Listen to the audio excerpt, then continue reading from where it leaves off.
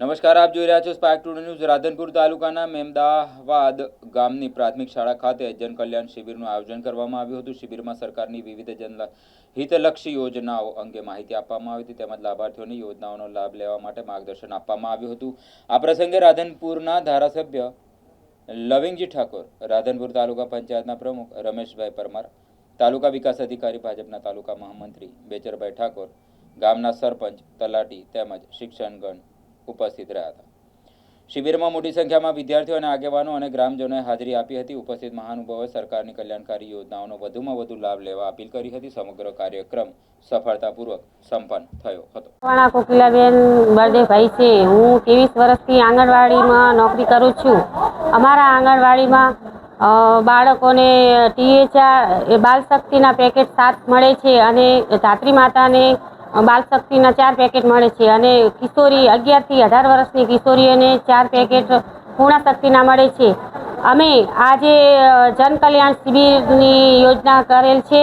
તેમાં બાલ શક્તિમાંથી અને માતૃશક્તિમાંથી અને પૂર્ણ શક્તિમાંથી અલગ અલગ પ્રકારની વાનગીઓ બનાવી અને અમે અહીંયા રાખેલ છે।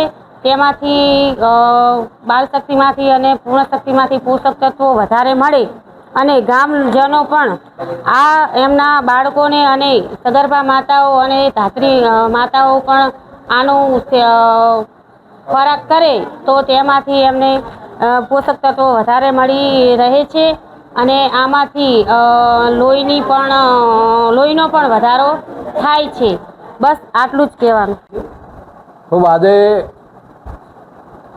મેમદાવાદ જિલ્લા પંચાયતમાં આવતા લગભગ 19 ગામોના અહીંયા બધા જનકલ્યાણ શિબિરમાં બોલાવીને અહીંયા સરકારશ્રીની વિવિધ યોજનાઓના સ્ટોલ લાગેલા છે અને ગરીબ લોકોને, આમ જનતાને એનો સરકારશ્રીનો લાભ મળે એના માટે અધિકારીઓ, પદાધિકારીઓ સાથેની અહીંયા શિબિરનું આયોજન કરેલું છે, જેથી કરીને એ સરકારશ્રીનો લાભ મળે। આનો હેતુ મુખ્ય એ છે કે મોદી સાહેબને 12 વર્ષ એ દિલ્હીમાં સુશાસન સરકારના 12 વર્ષના અંતર્ગત અહીંયા આ ખૂબ જ સુંદર આયોજન, એમની જે વિવિધ જે વિકાસલક્ષી યોજનાઓ છે એનો લાભ દરેકને મળી રહે એના માટે ખૂબ જ સુંદર આયોજન કર્યું છે। એમાં